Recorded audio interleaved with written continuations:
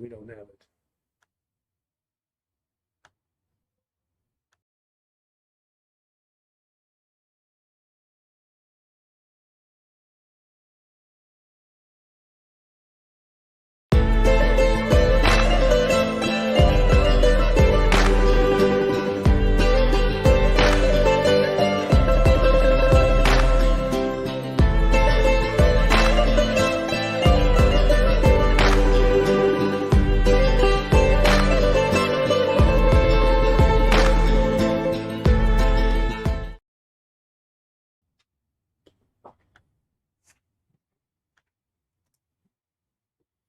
Hi, everybody. Good evening, and good evening, Presbytera. Good evening. Hair looks very nice. Thank you. All right. You look very nice too. So all right. So should say both. Hey, I want to apologize. You see that we don't have any mic in front of us. I guess that's because my incessant banging on the table like that has ruined the mic. So we got to get a new mic. That is something that we need. So I just thought I would say that, something that we need. So you may be able to, I'm trying to speak loud so that everybody can hear us. I'm sure you'll hear Demos. And then you have that military wife's voice, right? So you can talk loud too. okay, I'll try. I'll do All my right. best. Okay.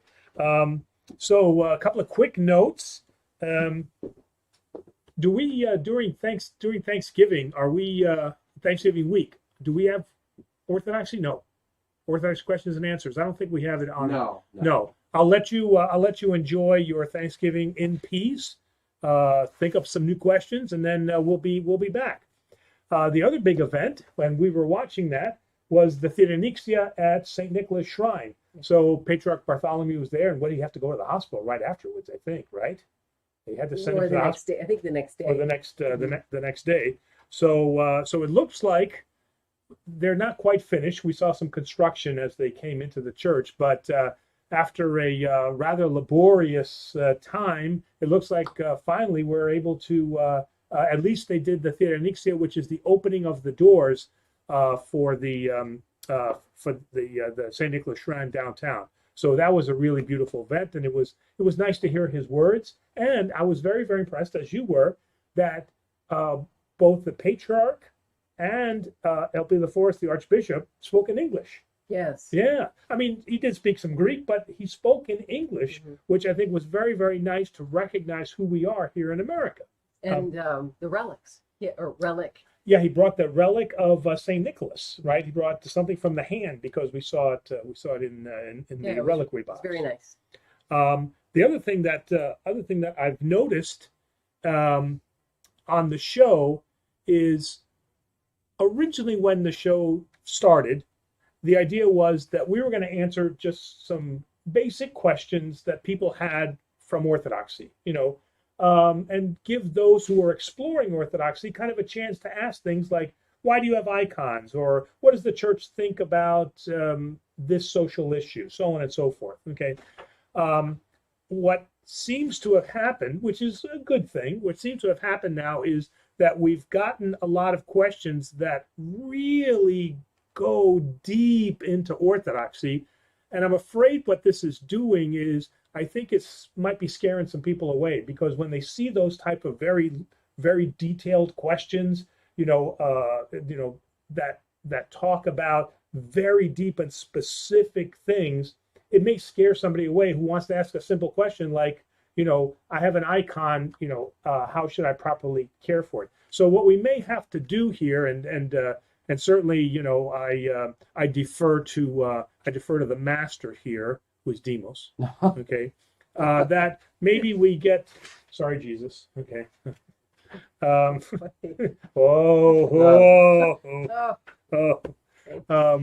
So priestly humor. No comment. No comment. Okay. That we may have to have kind of maybe on some weeks we'll have a show where maybe we look at some of those deeper questions. Like I said, I just want to make sure that everybody has an opportunity to ask questions. But you do enjoy the deeper questions. Oh yeah. I do like that. Sometimes, I'm out of my field. I'm not a PhD. Okay, so some of these questions I'm not able to answer without doing some research. Whereas other questions I have the ability to just from my time at in the seminary and priesthood. So Well, what I would suggest, and I'm probably too close to the mic, so I'm coming in hot. I apologize. But what I would suggest is if you do have any deeper, very detailed questions, to email us at agocny@gmail.com. That way, Father can have time to do a little bit of research, and then we can address it at the beginning of some of our shows. Spread it out a little bit. sure, right. And it's, I mean, at the same time, we're here to answer Orthodoxy related questions for the general public. When it comes to any the political structure of the Yeah, church, or yeah. what the Patriarch may have said in 1927, that's a little bit outside of what we're trying to do. Uh, right. We're more an educational resource, but we're not a platform, right? So okay. So having said that, and again, remember, if you would like to join our Tuesday Bible study, which is the Gospel of John, make sure that you email me. I know that last week there was an email that went out. I think we missed her because I didn't see an email. I might have missed that email. So try that again because each week 7 o'clock on Tuesday, and we'll always have a study guide up on our website under the resources tab, under the education tab, where you can find them. Okay. Real quick, we have a super chat to kick us off from Tommy Williams. Thank you very much. The question is, should we fear death, or is it human to fear it? Well, it is absolute, and we did a great video on this, right? The unknown, right? So we as human beings do fear the unknown. Some will say that is the origin of religion, right? Is to say that these things that we don't understand are then manifestations of something in the sky, right? We start with Stonehenge and all of those things. Okay, we don't know what they are, so certainly we have a fear of death. There's no way to deny that. But what our faith gives us is it gives us the promise that God himself has become incarnate, and for the compassion and the love of his creation, his only begotten Son was crucified, died for us and for our salvation. So although there is a fearful thing because it's unknown, there is a peace, and as Jesus says, I give you peace, not like the world gives you peace, but peace that only I can give. And through that peace, we can have a sense of calm, that even though we know that we're going to die, we know that a life lived in Christ then gives us an immortal, that grants us our immortality, and that death has been conquered and is no longer something to be feared. But we're human beings. I don't know if you want to add to that. Well, I think too, for some people, it's not just the fear of death, but how they're going to die. You don't know. And some people die with terrible illnesses. They suffer at the end, and if people are afraid to have that kind of a death, so it's just an ending. So it could be fear of the So method of it's dying. not the fear of death, but the fear of how I'm going. Yes, yeah. And again, that is where our faith is really tested, when we are put in those difficult situations where that death can be a tragic death. And our saints of the church, many of whom were horrifically tortured, they give us the example, because they went now to their, they were not rescued by God, as let's say the three youths in the fire, right? So they had to face it, and we have many accounts in the stadiums that they faced death with this calm that nobody could understand. Yeah, so that, right. There's a follow-up. Tommy Williams says, we all know Jesus has beat death, Right. but it still scares him. What would you say about that? And I'm saying, as Brother Detta mentioned, The question is it a fear of how I'm going to die? Is it a fear that I am going to die? Or is it both? Okay. A fear of oblivion. Okay, so a fear of oblivion, we don't have to worry about because we've already given the promise that we will reside in him. We do not, in fact, the Orthodox Church call that heretical, that teaching that we will then go into oblivion, that we will cease to exist. And that was declared heretical by the Orthodox Church. So we will not go into oblivion. So, but what we don't want is we don't want now the end of the ages to be us away from the presence of God, to be in that darkness. So if there is a fear, let's make sure we understand what that fear is. Name it, okay? And if the naming of the fear is how I'm going to die, there's not too much that we can do about that. That's in God's hands. If it's a fear of death, know that our faith, that God's revelation to us, who is Jesus Christ, has promised us that death is truly not the end. A real quick statement before we get back to the questions. I'd like to ask everybody that, try to be a little kind to each other in the chats. If somebody is in the chat that might be there's some accusations of racism and Nazism, etc., towards others in the chat. I'd like to say even if somebody has those let's just say appalling beliefs, if they're here listening to the show, perhaps they shouldn't be scared from coming to our show because we might be able to guide them down a better path. Yeah, and truly we feel that, and I think Demos would agree here, that this is another outlet where the Holy Spirit can operate, right? And it's not me doing anything, but it's the Holy Spirit operating here. And we never know who is on the other end and why they're here at the show. So Demos, you're absolutely right. So let's make sure that we remember to remain in a Christ-like attitude at all times, because we don't know what those feelings are of those people, right? Who they're battling. Right. And sometimes they say things, write things, can be taken the wrong way, not what they intend. Yeah, I never do that. And before I go to the first question, did you have saint of the day? Okay, so this is not the saint of today, so we're going to have to make this tough because our audience is just too good. Okay, yes. So what I'm going to do is I'm going to give you a series of clues, and then we're going to have to see, and if you can't come up with it, I'm going to continue to give a clue until you finally do get it. Okay, so this saint, okay, is going to be celebrated this week. I'm sorry. Is going to be celebrated next week. This is a very well-known saint, and he was a monk on the island where my family came from, Chios. Okay, so he's going to be celebrated next week, and the first clue is that he was a monk on the island of Chios before he now did the other things that he did. That's clue number one. Let's see how you do with that. And if we don't get it within, let's say, in every 10 minutes or so, we'll throw in another clue. Saint Thanksgiving, right? Saint Thanksgiving. Yeah. That's right. Okay, first question, which for some reason the Annunciation banner is blocking out part of trenches, and I can't read it all.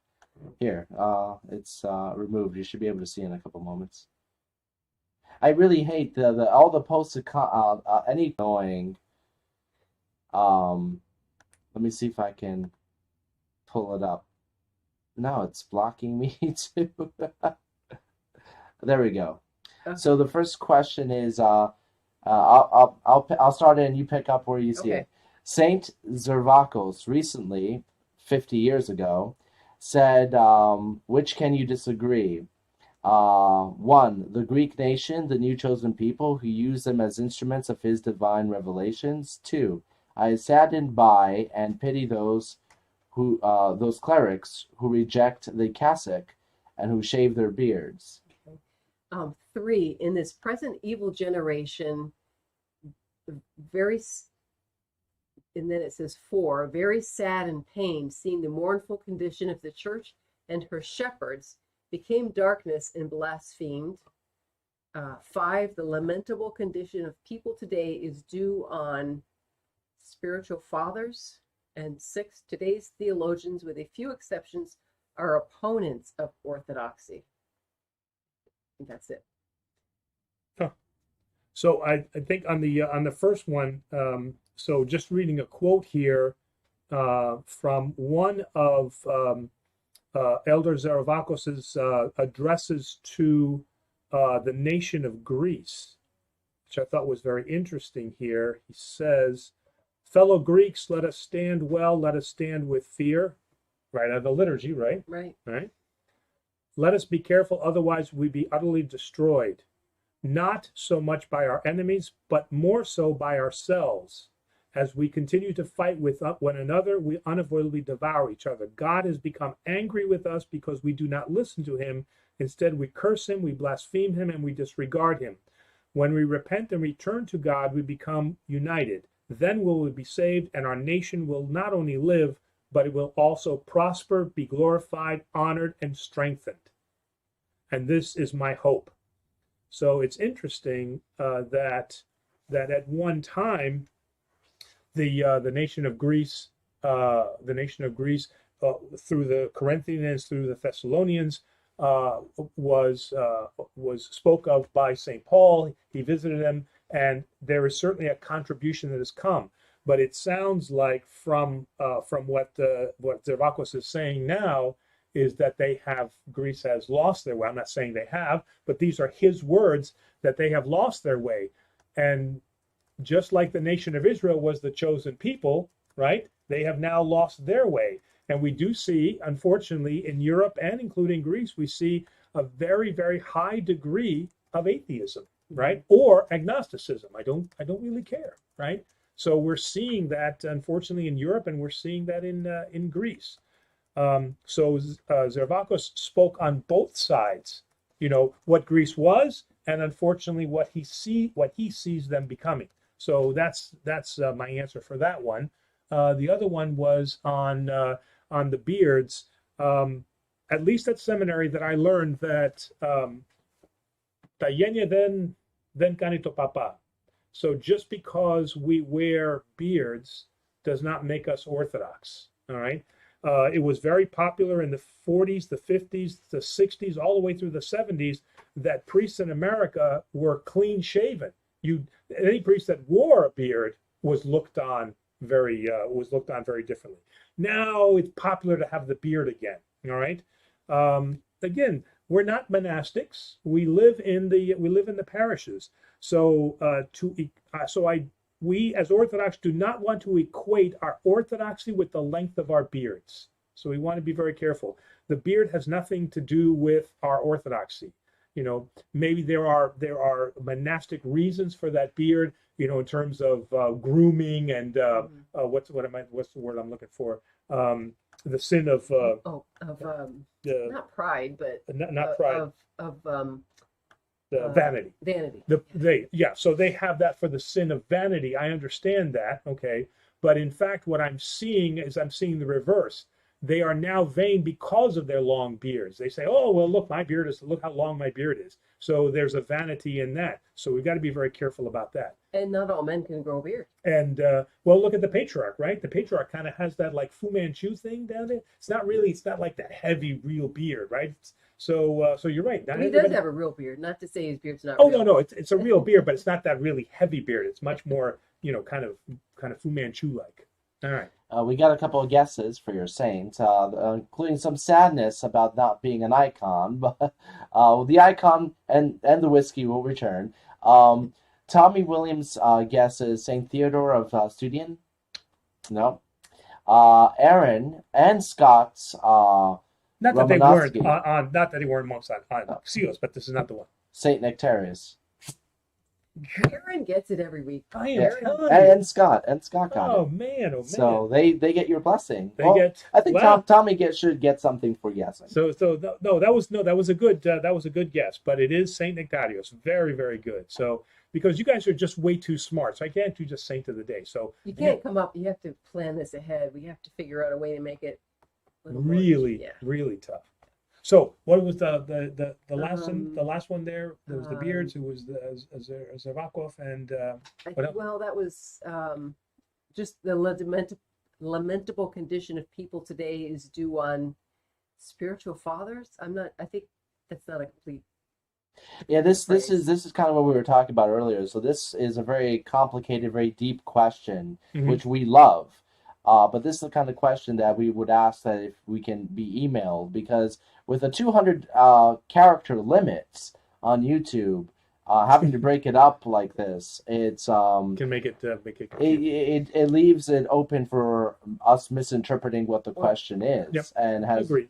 so. Right. We would ask for a good question, but please email it to us ahead of time, and we will answer it. You want some water? Yes, please. What a gentleman. We are not doing product placement of water. Look at this delicious water from Wegmans. All right, well, let me get to the next How one. peaty is it? Yeah. How peaty. Christian guy says, hello, the most holy Trinity bless you all. Thank you. Thank you. Will all people go through toll houses or only we Christians? Well, okay. Let's remember now That we have the easy pass. that we have these. Yes. The New York. He's going to follow the New York State process, right? We have no more toll booths here. It's right on through. Oh, yeah, that's right. So it's a okay. Let's start off by remembering that the whole idea and theology of toll houses is accepted only minimally in the Orthodox Church. So there is a huge segment that does not support this, although it was spoken about by some of the fathers and made very popular by Father Seraphim Rose in The Soul After Death. It is not an authorized dogmatic belief of the Orthodox Church. So we really have to start there. So because there are many problems with the idea of toll houses, and especially this idea of judgment, that we weigh the scales. Okay, number one, demons don't judge anything. They don't do anything. They can influence us, but they have no power to weigh the scales in any sense. They can say something about us, but the scales belong only to Jesus Christ, to God, to God. Right. So the other thing is that it tends to smack of works, right? So that as long as I do more good things than bad things, I'm going to heaven. And it leaves out the entire salvific purpose of what Jesus Christ has done for us, for the forgiveness of our sins. So the Orthodox Church has those very two big problems with toll houses. Toll houses. What toll? Yeah, not tall houses. Okay, but toll houses. So I really have to start there. So the way that I would answer the question is that I would focus on abiding in Christ, and I would not really spend time on the toll houses. Well, what about in his writing, Father Seraphim Rose? He writes that they are after us at the very end, even once a person dies and their guardian angel is, moving the soul, that the demons are saying, you don't deserve to go to heaven, you did this, you did that, and to the very, very end, they are trying to drag us down and absolutely to the bitter end. They are trying to place us in despair, that there is no way that we should be loved by God because we're unworthy, we're terrible, we're horrible. So you're right, to the bitter end, they want us to belong now, or to not be close to God. All right. But it is our guardian angel now, and it is also then the salvific power of Jesus Christ that after death is what will bring us to the kingdom of heaven. You're being challenged to throw out saints that are less familiar, or not. I assume not throw them out a window. To recommend saints that are less familiar.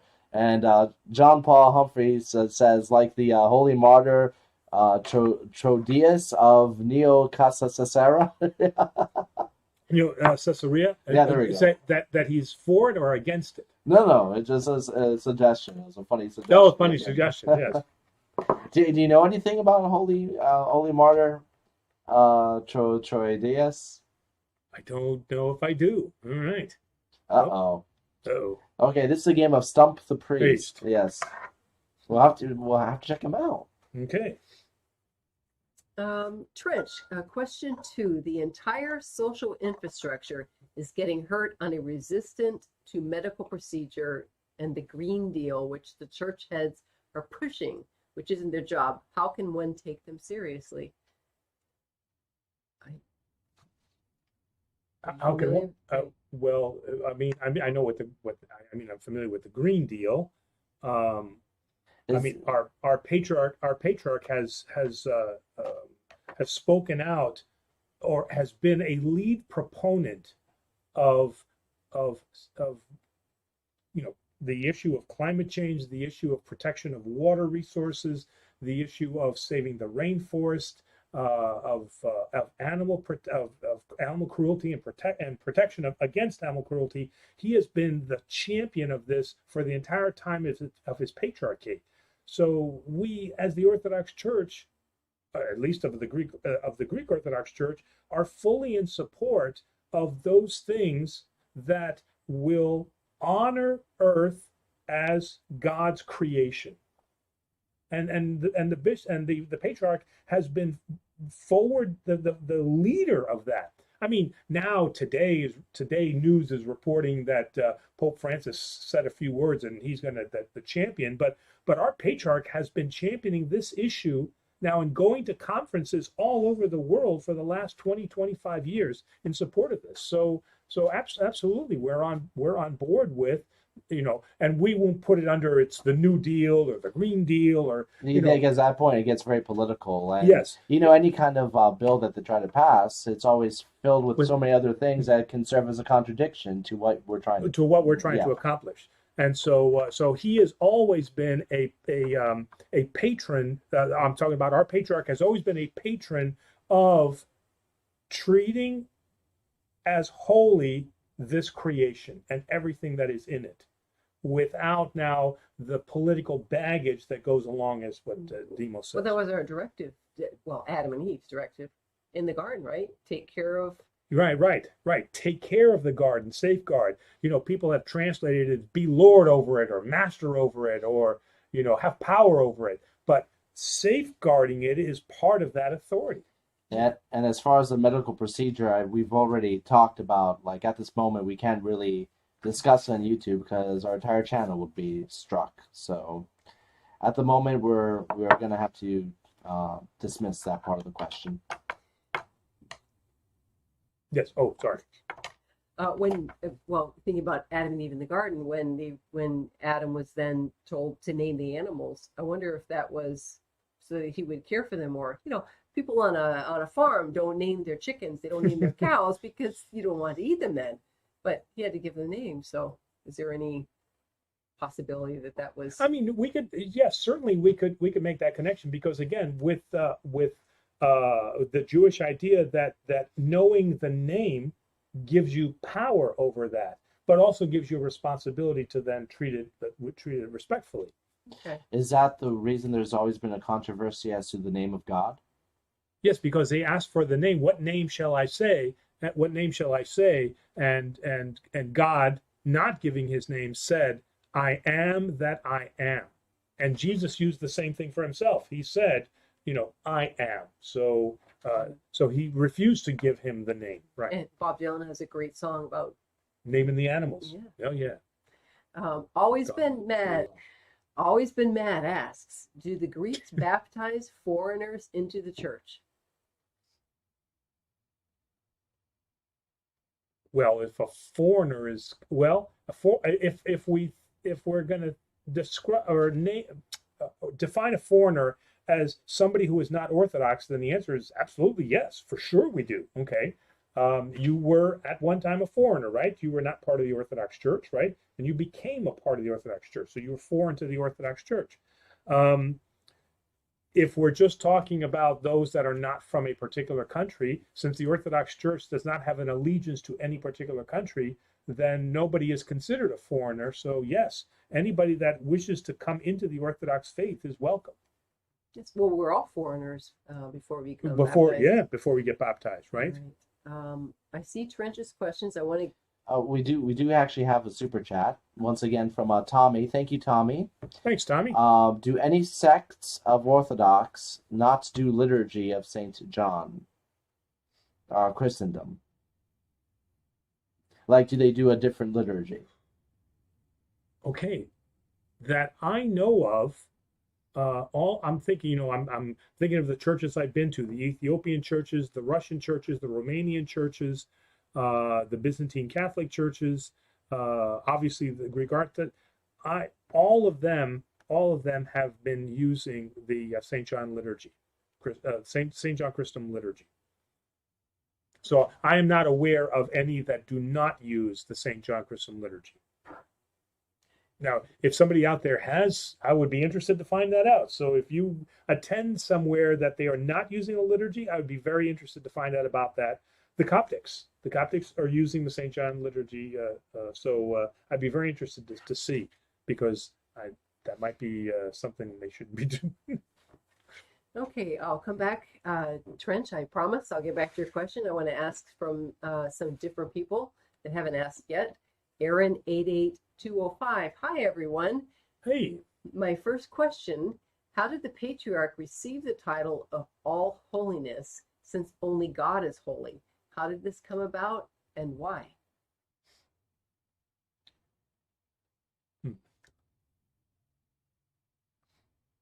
Oh, and I wish I had the book here. Does it date back to the very first patriarch? Were they first patriarchs? Were they all called that? Well, okay, so he is right. One is right. We sing it in St. John. One is holy. One is Lord Jesus Christ. So you're absolutely right. One is holy. Okay, but the term that is in Greek is aios, and aios could be translated as holy, but could be translated as saintly. Okay, so we are not referring to him as in any type of manner that we glorify him, but that he behaves in a saintly manner, that which is a reflection of Jesus Christ. So we don't see that in the sense that he is the one that we worship, clearly not. But maybe better translation would be he that behaves in a saintly manner, and somebody that his actions we should emulate, as we would any saint, right? Because it's aios nectarios, it's aios Ioannis, right? So we don't call we could translate that holy, but we translate that in English as saint, Saint John, Saint Nectarios. So did that come about because of translation into a different language? I think that's more of a translation issue, because again, remember that there's not just one definition of a word, right? So the language, whether it be Greek or Russian or English, right, has different types of definitions. There are a lot of words in English that if we say something, right, and you translate it one way, well, you'd say, well, we don't really use it that way. We can only use it this way, right? So right. Yes, exactly. Okay, thank you. Marcia Magic. Hey, all right. Hi, Marcia. I love that name. That's a very cool name. I asked last week the difference between Orthodox and Byzantine Catholics. Okay. Oh, I don't know. Did you not answer that? Well, we'll find out. I guess maybe I didn't, or maybe I wasn't clear. Well, we had a lot of questions that we didn't get to last week. Yeah. So okay. Could you go into that now? What is the difference? Mm-hmm. Okay. Actually, the really the only difference is that they were Orthodox at one time, but when the Ottomans now started to make and were succeeding in making inroads into the final overthrow of the Byzantine Empire, some of these outlying Orthodox churches were not getting the protection from the Byzantine Empire because it was beginning to crumble. And so they sought help from the West. And the West came and said, yes, you can retain your liturgy, you can retain your vestments, you can retain your priesthood, you can retain your liturgy, but we want you to honor the Pope during the liturgy. And they said, okay, we'll do that. And so they became then Orthodox churches that honored the Roman Patriarch. and they became then Byzantine Catholics. Why? Because they became Catholics, but they were originally of or under the protection of the Byzantine Empire. All right. So, and most of the Byzantine churches, Byzantine Catholic churches that I've attended are like ours in that they are still heavily ethnic. They're Syrian, Jordanian, not Egyptian necessarily. There are Greek, the Melkites, the Greek Catholics. So they still have that ethnic flavor to them. If you remember in Flint, right, Our Lady of Lebanon, he couldn't really speak that much English. Okay, so in that sense, they're still very ethnic, but their liturgies, their vestments, the method of communion with the spoon has all been retained as it was in Orthodoxy. And that's really the only difference is that they are now loyal to the Catholic, or allegiance to the Catholic Church. I want to thank everybody who responded about the audio issue, letting us know the audio was working for them. Thank you. Yeah. We'll have this fixed by next week. John Paul Humphrey. I was reading in the Akathist of Thanksgiving, the Holy Spirit makes us see the beauty in each flower. It also said that the earth was the bride of God. Is this true? How much of it is poetic license? Well, I think poetic license is better here, because the bridegroom is Jesus, and the bride is The church. the church. So we, through our Orthodox theology, see the bride as his church. So in that sense, the bride is certainly poetic license, and the Akathist hymn has a lot of poetic license. The way that it refers to the Virgin Mary many times, and how it talks about angels and then the stars and the moon. So it has a very poetic feel to it. Does that reflect how the people at the time were reading other things? Like, was it a more poetic, were they reading poetry? I mean, was it so that? Well, I mean, many of these things were written in the Middle Ages, okay, and at that time there was the Renaissance, and certainly we could have been affected by that Renaissance, Romanticism, Yes. and Renaissance period. Yeah, So it appealed to. it appealed Okay. the style of the time. Yes. I'm going back up to, I promised Trench I would get back, and here I am. Based off of what the Saint Zervakos said on the church, it seems that former Patriarch Irenaeus' charges were unjust, especially when police authorities stated it was a plan against him by other priests. So should I listen to saints more that say do your own homework and read religious books than the church, when there is so much issue going on with the church, despite many will disagree with the saint? Well, so the problem with listening to any saint, right, is that at the end of the day, they're human. Okay, they have become very close to God, but they singularly are human. I mean, we have writings that later, I don't want to say condemned, but were highly criticized from St. John Chrysostom because of his anti-Semitic dialogue that he had.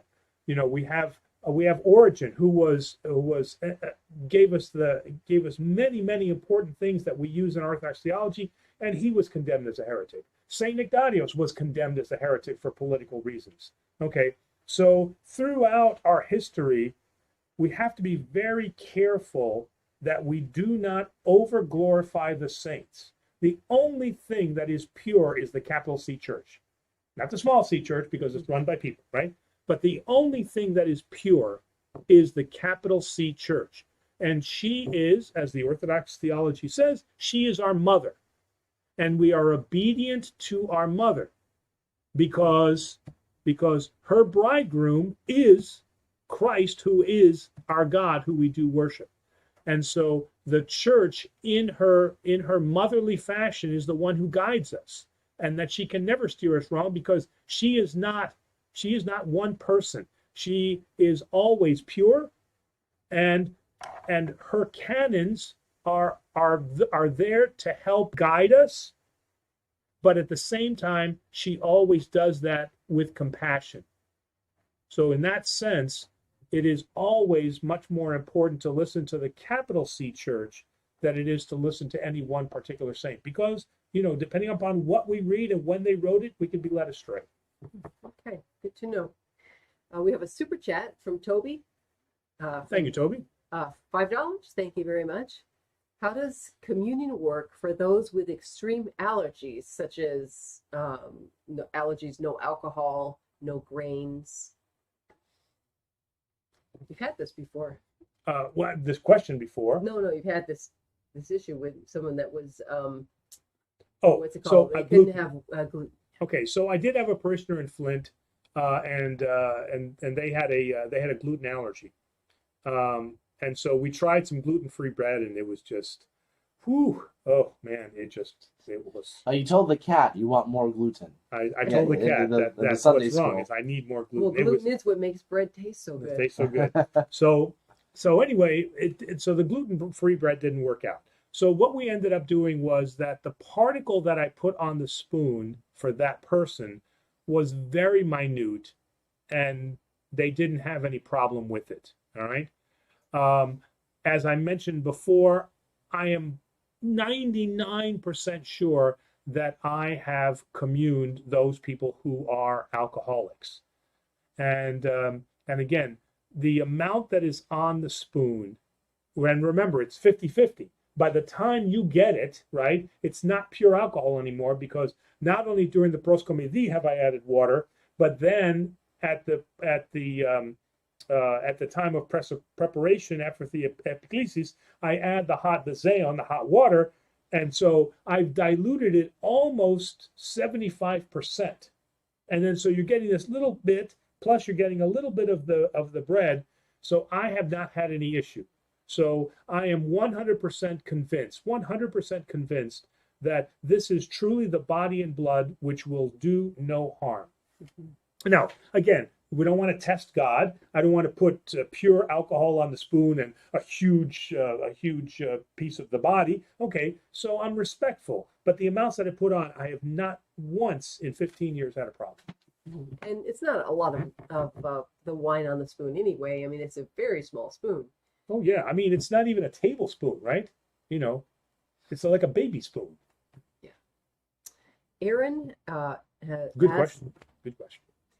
Aaron asks, is it true that within the walls of an all-women's monastery, the abbess's authority is so absolute that not even a patriarch can override it? Nope. I have no idea where that would come from. Is that every monastery is under the guidance of a patriarch. There is no monastery that is, well, there's no canonical monastery that does not fall under the auspices of a patriarch. And in fact, okay, there is an archbishop who is over then that monastery. So while she may hold sway within her nuns, right, and she is responsible for their discipline, there is no way that she has the authority to tell the archbishop who is over that diocese that she's in, or the patriarch that he cannot attend, that he cannot come. The patriarch has the power, not that he would, but I mean, he has the power to close a monastery. He has the power to close a monastery. I mean, he is the anathos, right? If anybody was going to tell, right? And what happened when those monks didn't let him in? And I'm trying to remember the name of the monastery, but when they refused because he was being ecumenical, and they refused to honor him in the liturgy, what did he do? He shut their monastery down and put a chain on the door. Mm-hmm. So absolutely, he. Yes. That is not true that she holds that kind of sway. Nico the Greek T says, "What's up, guys? New to the chat." Ela Nico Posisa Gala. Nicholas I'm going to say this so wrong, Nicholas de Philippis. No. Oh, no, I'm sorry. yeah, That's just a comment. I'm yeah. sorry. I didn't Is think well enough. John Paul Humphrey has completely guessed what the topic of our Thanksgiving Sunday school video is going to be. If you want to ask it. Oh, Yeah. Did he Completely guessed. did you put that in as a question? No, Oh, no. he doesn't do that. Oh. We have enough questions. Do you have any problems? Is that the Yeah. Do you have John Paul Humphrey? Do you have any problems with the fast coinciding with Thanksgiving? No turkey allowed? Nah, I got to give it away now. But every year, the Archdiocese issues a letter that allows or gives, as we would say, adya, permission that we are allowed to celebrate the American tradition of Thanksgiving and that we can break the fast for that day. So we are given special permission from the Archdiocese that we can do it. So we're not supposed to do it on our own, but in recognition, and this is who the Orthodox Church is. This is what I love about the Orthodox Church. We recognize the traditions of the country that we're in, and we honor those traditions that fall within a Christ-like attitude. And certainly Thanksgiving does. And so we're given permission, okay, not to go into food coma, but everybody does anyway, right? But that we can celebrate our American tradition for that day. Just no leftovers. Oh, that's right. Yeah, we'd have to. So we could give the leftovers away to those that are in need, right? We bake all these big pans of stuff, and then the next day we should give them to the shelters. Real quick, there's some follow up to the allergy question because apparently Toby has a very severe allergy, and so there's a worry that he won't be able to receive communion.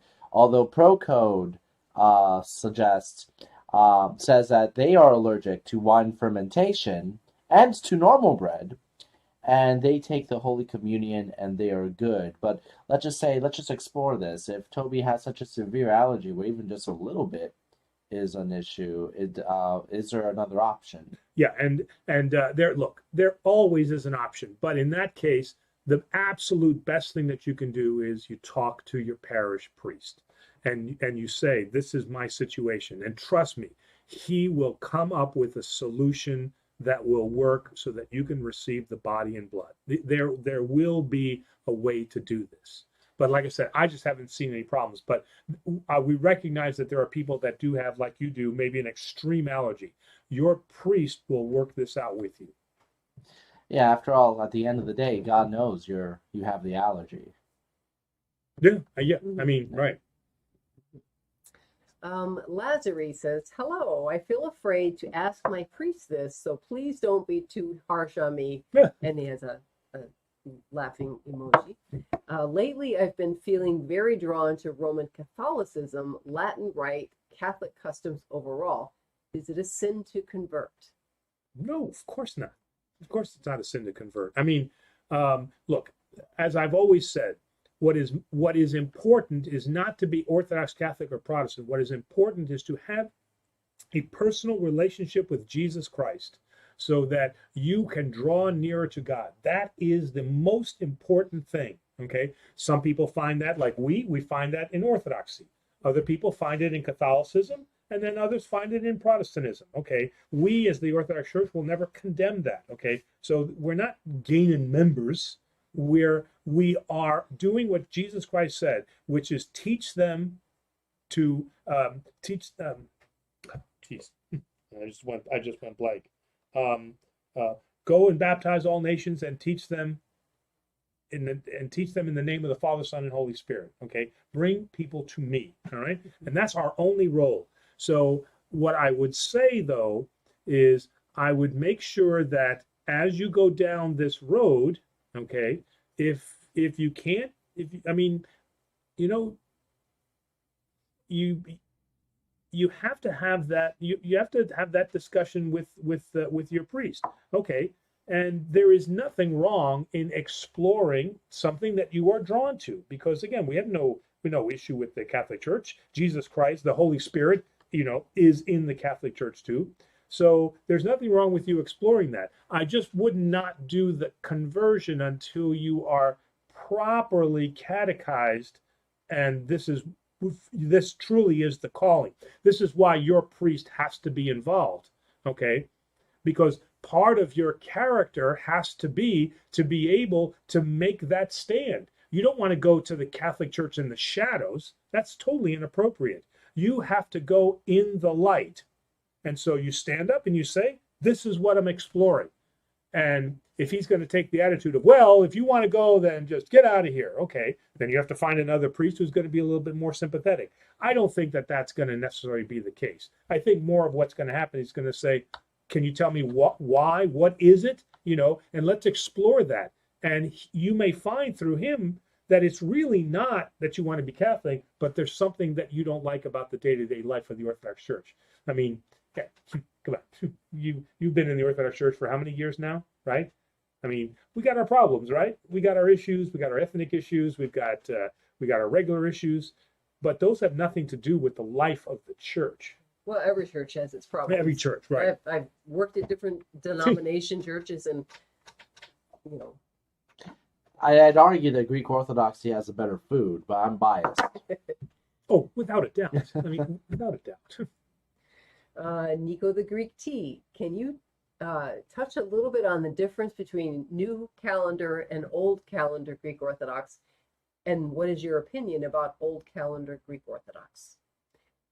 Well, okay, so if we just start off with the whole technical definition of the 13-day separation between the calendars, okay, the Julian calendar versus the Gregorian calendar, there was the whole rift about, why we acquiesced to the Roman Catholic Church and that we went with the Gregorian calendar that, we didn't like. So there is a whole sect that says we reject this movement to the Gregorian calendar. We will stay with the Julian calendar. And again, so because the calendars are separated by about a 13-day difference, we have now these two churches. Aside from that separation,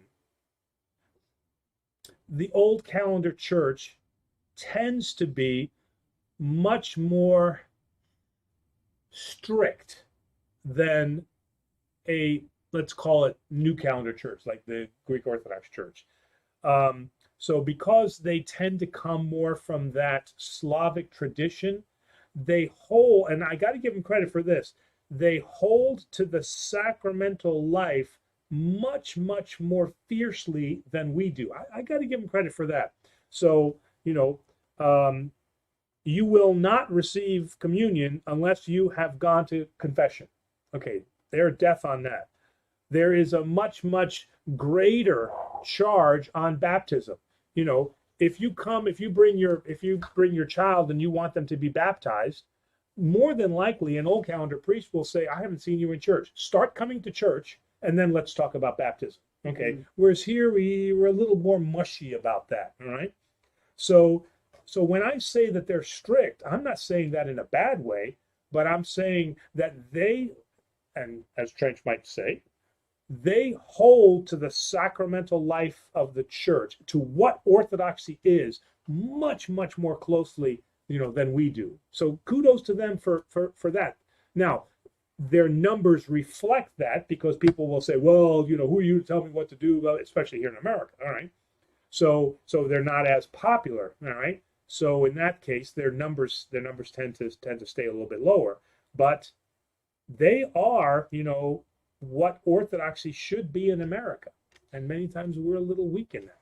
But if a Greek Orthodox would decide to become old calendar, they get rebaptized, don't they?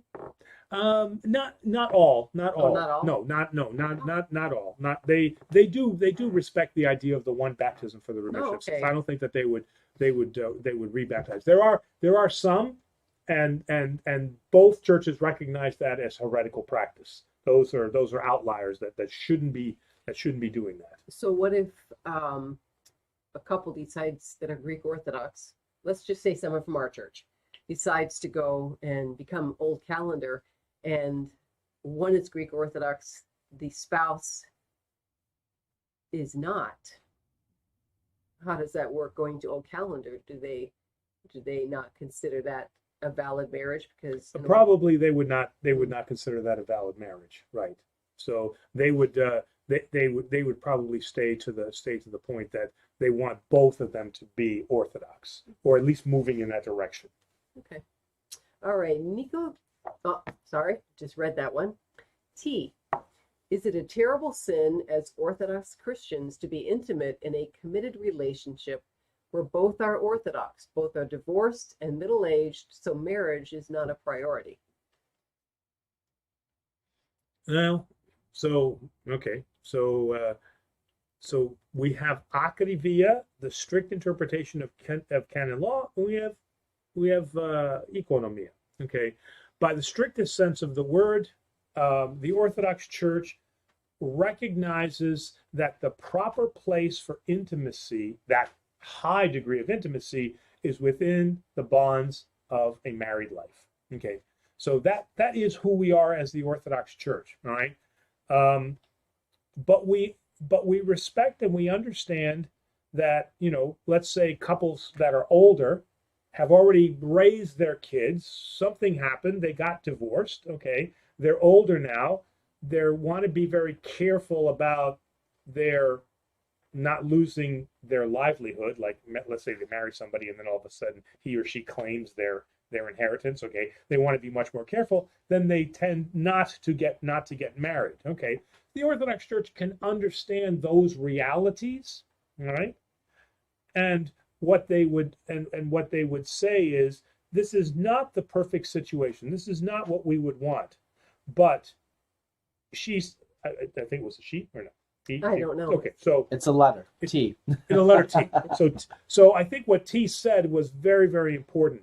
They use the word committed. We are in a committed relationship, meaning that I'm not fooling around with one and then another and then another. I'm not the gad about town. All right. It's not with U or W or V or any other letters. Or any other letters. Yes, there we go. That's funny. I like that. So at least within the committed relationship, we could understand what they're doing. Again, the Orthodox Church is not going to bless that. They're not going to say, "Oh, yes, this is what we want." But we are compassionate in that we understand that particular situation. Yes. And again, we take the age into account. Yes. Before we go to the next question, I thought this was a very good comment. Santaman 1, referring back to being afraid of death, said, yes, Jesus beat death, but we should also remember that at one point he prayed to have the cup of death be lifted from him in the garden.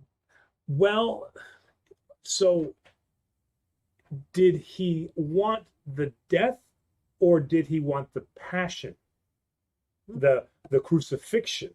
I mean, he knew what he was going to endure, and he is fully human. So that caused him immense and unimaginable suffering. So the question is, did he fear the death, or did he fear take the cup of the passion from me? Yeah. Okay. Good point. Scott Romanowski, please define the terms troparion, kontakion, apostica, katabasi. Do you want me to name them? I sent you an email about this. Godly. Yeah, he said, he asked a month ago. He asked a month ago. Oh, God. I sent you the email. Oh, you did. Okay, write this down. No, I already have it written down. No, I mean, real. No, because, godly. And I started doing research, and then, I'm sometimes I can multitask, and then other times I got waylaid, and I was writing up a whole little paper. Okay, it is my solemn promise that I will have this question answered. I'm even going to put a little position paper up on the website, because if he misses the show, right, he'll still have it available to him. So I will make this promise. I will make sure you. Yeah, and we'll make it. I'll write it out so that it will be available, so that he can have it anytime that he'd like. But I am absolutely at fault here. Okay. As soon as you said those words, I went, oh man. Oh. I wish it would have been Triodio and Pentecostadio, because it said something. But oh well, Santa Man does have another good one. Is there a patron saint for distillers?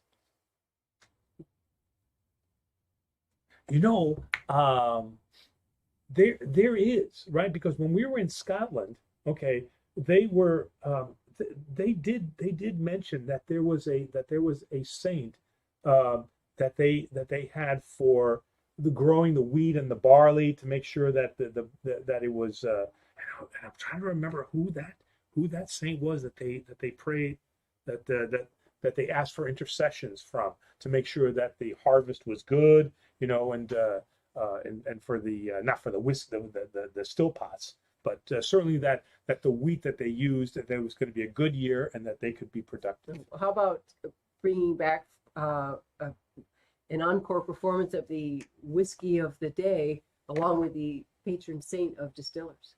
Patron saint of distillers. In the meantime, while you're looking that up, T responded that she's a female Greek in London. London, England? I assume. The one that was asking about the The letter T? Yeah. Oh, okay. All right. So welcome T from London. welcome from London. And if Terry could do her Scottish accent, she'd say, I can't do a Scottish accent. well, Sorry. then just give him something in Gaelic. In garlic? No, Gaelic. Gaelic. Yeah, garlic. Slanchiva. Slanchiva and Matan Ma. Teresa C also asks about, I think it's in reference to the question you just described about the committed relationship. They make a comment about no sex before marriage. Now, how does that apply to an older couple that's already been married? And again, by the strict interpretation of the law, we say that there shouldn't be sex before marriage. But in the case of an older couple that, let's say, the spouse has died or they have been that they've been divorced, okay, what we typically ask for is that they refrain from sexual activity for at least 3 to 4 days before, to allow them to enter into a prayerful state to consider what it is that they're doing, the importance of marriage. So, I don't tell them, well, you can't have sex. Okay, but what I say is, okay, what I would appreciate is that in that 3 to 4 day period before that, as St. Paul says, you should come together as husband and wife, except for those times where you separate to allow time for prayer. And so I use that quotation from St. Paul so that they can be mindful of the commitment that they're making to one another and what they are doing before God. And also, depending on what you mean by older, but if they are older, there's no chance of children being brought into the world, and then Oh yeah, right. They've gone through both their menopauses there. We have male menopause now, right? I guess. Gregory Garfield asks, Father, do you foresee increased translation of services into English with the influx of converts into the Greek Orthodox Archdiocese? Also, do you have a preferred prayer book? I am partial to HTM and their Ortoloion. Pretty much so the answer to the first question is absolutely 100%. Is that these books, like the ones that I have up on the top shelf, the Meneons of the Month, the Octoikos, the Triodion, the Pentecostarion, all of those I have copies of in English, because these hymns have such a deep theology that our people need to hear what it is that we believe. So 100% yes. My personal source is Holy Transfiguration Monastery in Massachusetts. I like the style of their translations because they are metered very nicely. So I like the metering because they're easy to sing. The words are not so kind of highfalutin, and they're very easy to understand and very easy to sing. So for me, I use the prayer books from Holy Transfiguration Monastery in Massachusetts, right up the street from Holy Cross Seminary, Theological School. Yes. All right. Nico the Greek T is saying hello from St. Clair Shores, Michigan. St. Clair Shores. So he knows Assumption. Assumption is one of our largest churches in the Metro Detroit area. So say hi to Father. Where? Assumption? Father Michael. Yeah, Michael Varlamo? Varlamos. Yes, say hi to Father Michael when you see him next time. Aaron asks. Well, there's a question. Oh, didn't I ask that before though? Touch on the difference. Oh yeah, between, you did. Yeah, Yeah. I did. I after I said hi from St. Crusher, I realized I asked that question. So, Aaron asks, Father, from your perspective, why do you think a lot of Orthodox are leaving or have left their faith in recent times? Well, speaking from an American perspective, we have bought into the mythology that secularism is the way to go. You are allowed to have not even allowed, but you have earned whatever it is that you want. And don't let anybody tell you that you're wrong. So whatever you feel is correct. This is absolutely not an Orthodox understanding of life. And the fact that as Americans, we don't want to be obedient to anything or anyone. Nobody tells me what to do. All right. And in the church, one of the cornerstones, the pillars of Orthodoxy is obedience to the mother, which is the church, is to be obedient. So on those two grounds, on the fact that we have a very orderly and disciplined approach to our faith, and that we demand a discipline and an obedience to her, not to a person, but to the church and her canons, people don't like that because they've been taught that nobody tells me what to do. And whatever I feel is correct, and we are not a church of feelings, okay? And that's not to say that we don't feel the presence of Jesus Christ. We don't feel the presence during the Holy Spirit that we are in the kingdom of heaven. I'm not talking about those feelings. I'm just talking about whatever I feel at the particular moment is what is right, and this is not who the church is. But we're also going through about 2 decades of it being quite okay in the media and entertainment for those institutions to bash the church. So it's almost become a joke in some cases. So if somebody is raised always hearing that the church is a joke, I can see why they're stepping away from it. Right, because we don't make fun of Buddhism, we don't make fun of Judaism, we don't make fun of Islam, okay? But it's okay to make fun of Christianity. We can be the butt of the joke. And so so we need to take a stand and say that, that the beliefs that we have, are the true beliefs. I mean, we as Orthodox say we are the fullness of the faith, not of the Christian faith.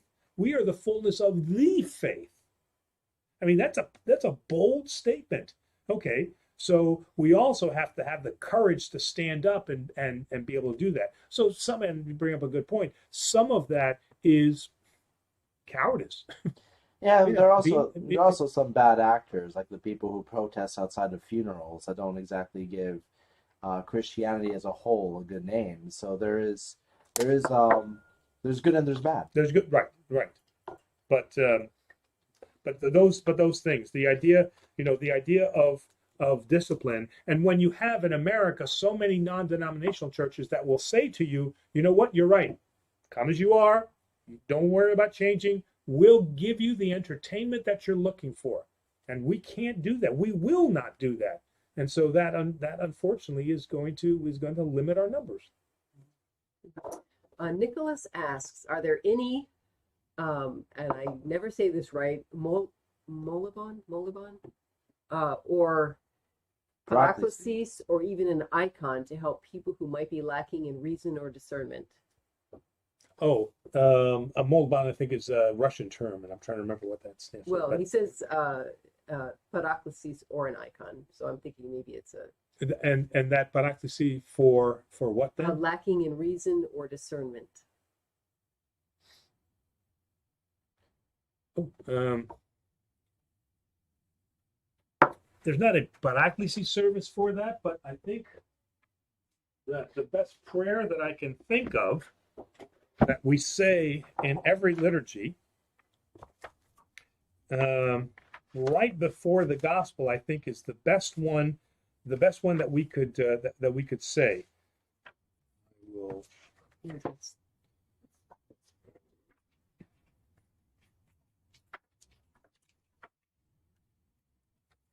here we go.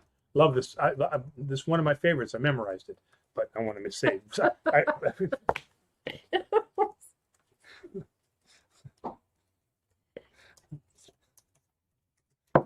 ahead, Okay. That's why I'm reading it, because I memorized it. All right. Shine in our hearts, O loving Master, the pure light of your divine knowledge. Open the eyes of our minds that we may comprehend the message of your gospel, and instill in us a reverence for your blessed commandments, so that by conquering sinful desires may pursue a spiritual way of life, thinking and doing all of those things that are pleasing to you. For you are the light of our souls and bodies. And illumination, right? Light, right? So that we don't walk in darkness. To you we offer up glory, to your fathers from without beginning, your holy, good, and life-giving Spirit. So this prayer of shine within our hearts the pure light of your divine knowledge and open up the eyes of our minds to comprehend the message of your gospel is, I think, the best prayer for, lack of discernment. Okay, very good. Good to know that one. Well, being that we're going to be wrapping up in about 15 minutes, let's try to answer some people who haven't been heard yet. Rapid fire. Natalia, why are bishops given new names? Well, it's not just bishops that are given new names, but anybody that is ordained is given a name, can be given a new name. The idea behind the new name is that this is a person who you want to emulate. This is a person or an event that is important to you and has spoken to you. So if you emulate, if you're named Saint, if you're given the name Saint Anthony, it's because of that monastic tradition where he tirelessly fights his passions and spiritually now puts his passions within the command of his mind. Okay, that's what you revere. If you have been somebody that has been had a really tough life, but then you've been saved, then Saint Mary of Egypt speaks to you because of what of the life that she had and what she became. So the name that is given to you is something that you personally now have associate with and that you want to emulate. And it would be the same then for the bishops. Do they get to pick their own name? Now, depending upon their spiritual father, sometimes they will be given a name because they want them to emulate this particular person, and other times they're allowed to pick their own name. So it can vary. Okay, thank you. Procode, since Jesus, the Father, and Holy Spirit are all equal, why does only the Father know the time of the second coming? This is the great mystery, because there is definitely confusion on this point, because at one point he says, I can do nothing on my own authority. As I hear, I judge, and my judgment is just. But then we also have where he says that every knee will bow before Christ, so that he is the judge. Is he the judge? Is he not the judge? Okay, so the same thing with nobody knows the hour. But if he is truly God, then he must know the hour. So this is, again, one of those unexplainable things that our minds cannot comprehend. M. Horvath says a recent claim by Protestants in Ethiopia and Serbia say they feel persecuted by the established Orthodox churches in those nations, mainly in their special relationship with government. What would your thoughts on this be? What was the Protestant? A recent claim by Protestants in Ethiopia and Serbia feel they are persecuted by the established Orthodox churches. Well, what I can think of here is, unfortunately, sometimes, and again, let's not pick on the Protestants, because a lot of times the missionaries that go there are from non-denominational churches. Because of their lack of understanding of the orthodoxy that exists there already and has existed there for 1,000 years, okay, they can be very demeaning to the people that are there. If I may pause you for a moment, Yep. we're having an internet issue, Oh, okay. so I'm gonna wait until it Catches up. it catches up because I don't want them to miss your question. All right, we're good. Okay. So if I know that from personal experience, not of having been in Ethiopia, but of speaking to those peoples, because certainly within at our seminary we've had many priests that come from Kenya, they come from Sudan, they come from I'm trying to think of it's Kenya. Nairobi, Ethiopia, and so we have a chance to have conversations, and sometimes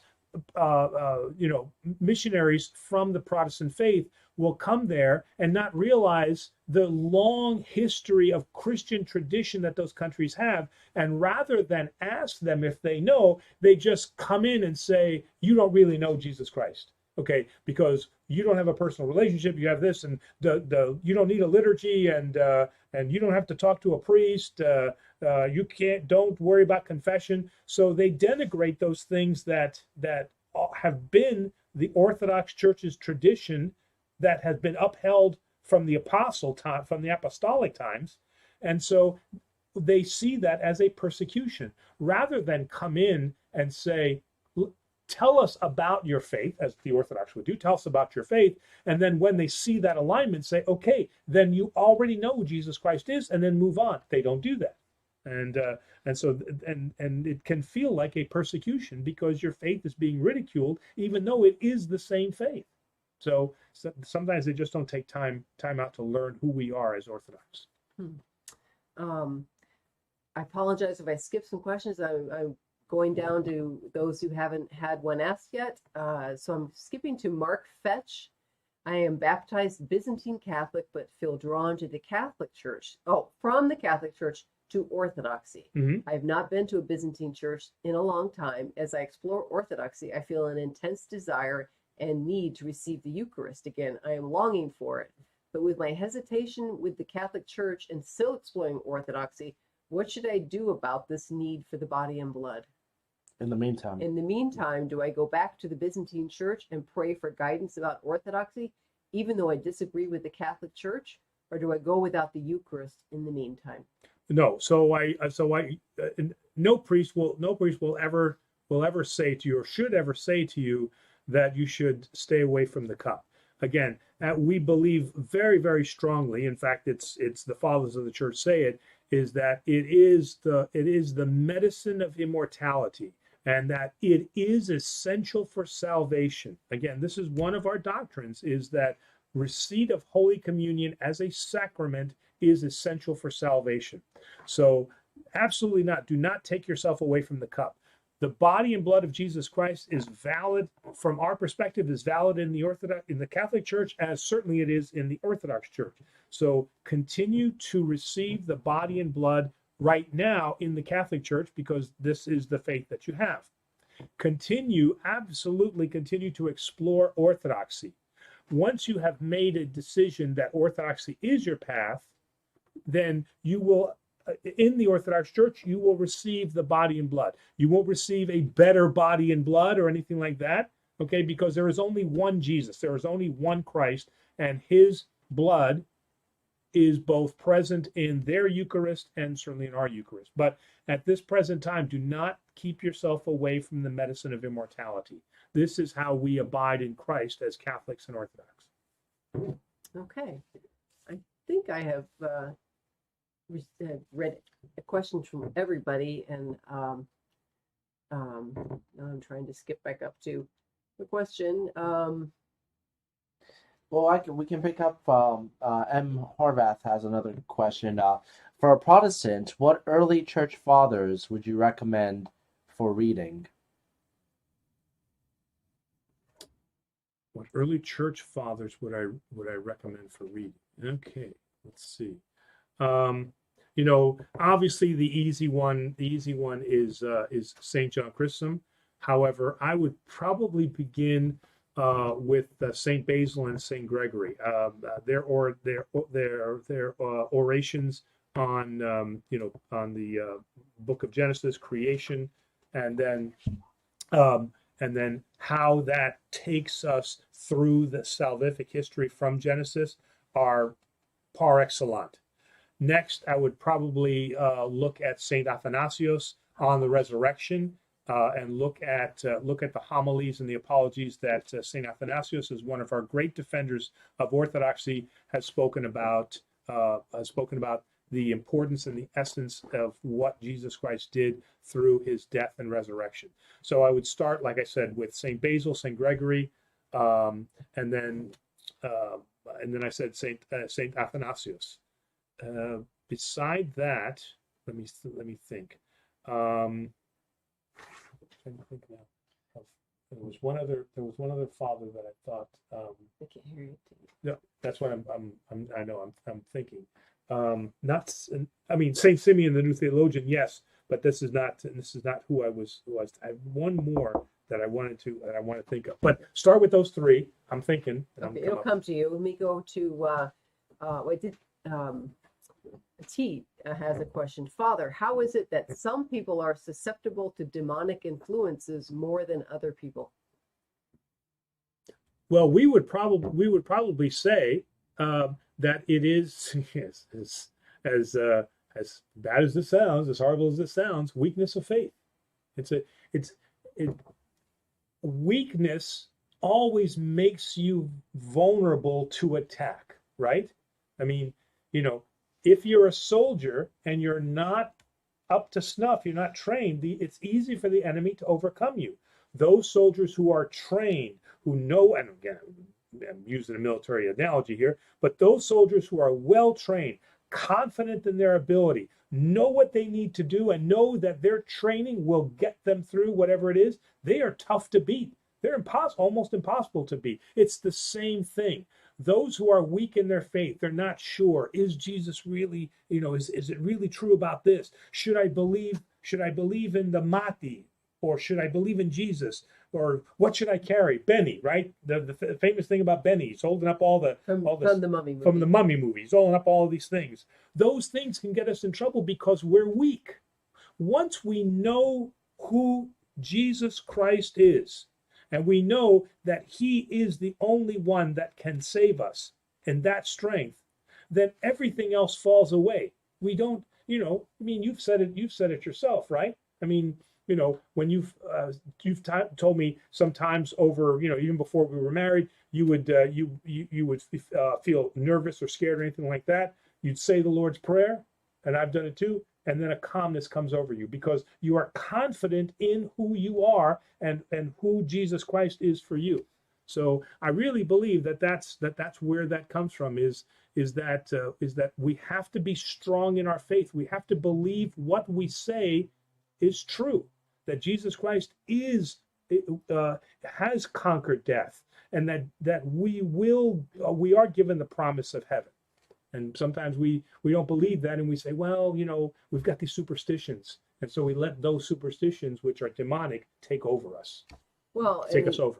The other thing I remember, when you were at seminary and you had the priest come in to talk about exorcisms, and I remember you said that he said one group of people that can be affected are menopausal women, because that is a time where things are nuts. So I could see how that could be easy for that to happen. Oh, okay. All right. Not just women, but specifically he had said menopausal women. Even a great soldier can catch a stray bullet. Yes. A movie? I just made it up. No, I've heard that. No, that was the movie what was the movie where every bullet's got a soldier or something like that? Has a name on it. Has a name on it. We just saw it. I can't remember what it was. Hawaiian CC says, looking to visit an Orthodox church to join, hoping to find an English-speaking one in my area. Is there an online service or classes, something I can do? It's Hawaii? No, Hawaiian CC. Oh, Hawaii. Oh, okay. I thought it was from Hawaii. Well, it could be. All right. If you, trust me, if Well, you tell me where you are, there's an Orthodox church. But if you're looking for information about Orthodoxy, I mean, you can use our site. I mean, if you go to the education tab, we have a full catechism that's there that will help you learn about Orthodoxy. If you want to learn where the Orthodox Church is in your area, then all you have to do is go to the goarch.org, and it says find a parish, and you just put your state in, and off you go. Yes. Yeah, there are non-denominational Christians looking to become Orthodox, Hawaiian CC. So good luck.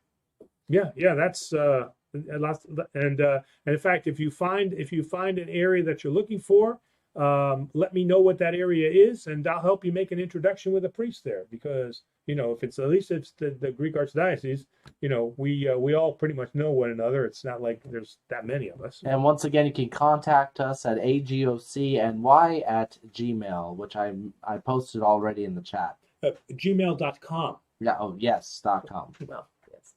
Procode says, how can we deal with sins that are addictive in our daily life? And is it good to keep a how do you say it? Phylacto, or it's like the mati, or it's like the mati? Oh, if we're talking about the phylactic, I mean, I should know the beads, the beads, The worry beads. the worry beads, yeah. That's all I ever knew they were called. Yeah, no, there's a specific name for that. Koboloi? Koboloi. Yeah. The koboloi. Right. Thank you. Good. Thank you. Very Wow. good. But his question. Get back to his question. Say that one more time again. How is it? Is it good to keep a phylacto, or like the mati, or it's like the mati? No. So we don't. And this is kind of a personal pet peeve of mine. When some of the families come for baptism, they pass out this little pin that you can wear, bupunaki or something like that. I'm trying to remember. But this little pin that they wear, like a phylactery, and it's got the cross and the mati on it. You cannot put Jesus Christ and a pagan symbol together. Okay, it's just a really really bad pet peeve of mine. So you have the cross, but you can't have the mati. This is the problem of the weakness of faith, is because you are allowing this stupid tradition of the mati to influence your Christian logical faith. So you got to separate those two out. Procode says the phylactery it's like a small pillow with flowers. Oh, refers to little, and then Aaron says refers to the little pouches. Thank you very much. Oh, that little pouch that you wear. Again, the symbol of power that we have is the cross. Through the cross, Jesus Christ has defeated death. That is our symbol. Nothing else is appropriate. Okay, we don't wear the Star of David, right? Okay, we don't wear the Buddha symbol, and for that same reason, we don't wear the mati or the phylactery. That's not what we believe. That's not what we worship. We got to be very, very careful with that, because again, it weakens our faith, because it puts an authority or a power into something that has no power at all. It is an idol that Abraham even himself crushed. Remember, he have all those idols. He made those idols, and then he crushed all the idols in front of when he was leaving Ur. Wasn't he an idol maker at one time? I thought Abraham was an idol maker, and then he had crushed them, right? And then he was sent by God to leave the land of Ur. Am I getting my stories mixed up? I'm not familiar with that. I'm trying to remember. That's a specific detail I don't remember, but I can say real quick on a different topic. Santa Man 1 has a comment which I absolutely just love. He says, you can't do anything about the bullet with your name on it, but there are thousands who simply say, to whom it may concern. Yes, okay. That's right. The bullet can be named to whom it may concern. Yeah, that. Mm-hmm. Mm-hmm. So again, that whole point, the cross is not what we believe in, but the cross is our symbol of victory. Yeah. And then as we go out, the internet has crashed again. It's coming back now. Okay. So as we go out, it's just a small thing. Many may not have noticed, but as you were waving your hands, it does look like you have a hole in the palm of your hand. That is ink. In case anybody worries, yes, a hole or a burn on, because I saw on the screen. I'm like, they might think you burnt yourself. You know what they say about hairy palms too. That's right. It's just ink. Oh yeah, that's right. That was that. I was fixing the printer over there. All right. Yes, and it's not a symbol of anything, right? It's not a... Yeah. Well, we didn't get to everybody's question tonight, so if please join us again next week. You can start inputting questions early. I usually don't recommend putting in any questions more than about 15 minutes before the show, because YouTube has this great thing it does where it just randomly deletes stuff. But the earlier you get your questions in, the quicker and more of a chance we will get to answer it. But please keep at it. Please keep joining us every week, and we'll be back next Thursday at 7 with a special guest. Yes, with a special guest. We will be back next week with a special guest. And like I said, I know that Demos and I have been talking. I know that we've been talking. I don't know. I definitely have heard you. Yes. Okay. And again, we're looking for, we're seeing that this show has to evolve, and I think that one of those ways that it's going to evolve is that we've got some really great topics that just can't be answered in 5 minutes. Okay. Mm-hmm. And so we may be looking at some thematic shows that maybe talk about a specific item. Gives me a little bit more chance to do some research and then kind of spend more of a show talking about those. So again, stay tuned for more fun stuff and some more evolution. Who says Orthodoxy doesn't evolve? Well, speaking of evolution, this has nothing. What I'm about to say has nothing to do with it. So Aaron points out that what you said about Abraham is a rabbinical tradition, and it's outside of the Bible. Oh, it's outside. Okay, I thought that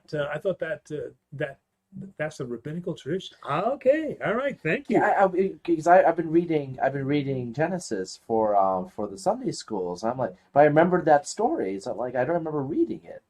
So that's what caused me some confusion. Okay, all right, yeah, because I remember that. I remember that story that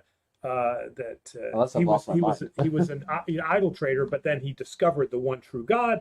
And then he said, all of these idols, they're nothing. Well, there's some popular stories about Jesus as a youth as well that don't appear in the Bible, but that have places in culture around the world.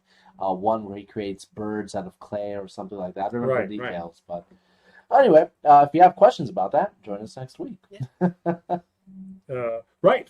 So again, thank you everybody for joining us tonight. As usual, good questions, great questions. I appreciate it. Residetta, thank you for filling in. It's that season where sports have begun.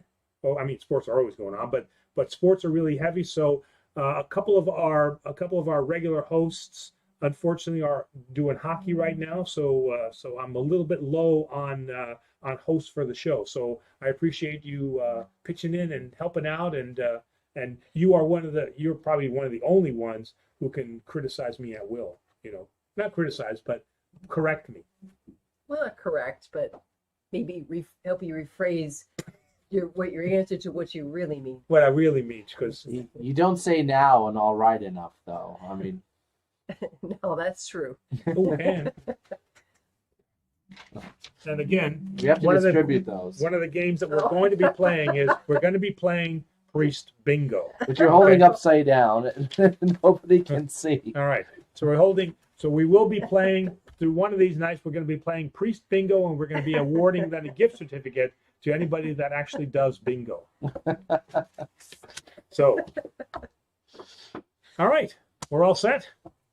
Again, see you next Thursday. Next Thursday with our special guest. Yes. All right. Good night, everybody. Hey, good night, everybody.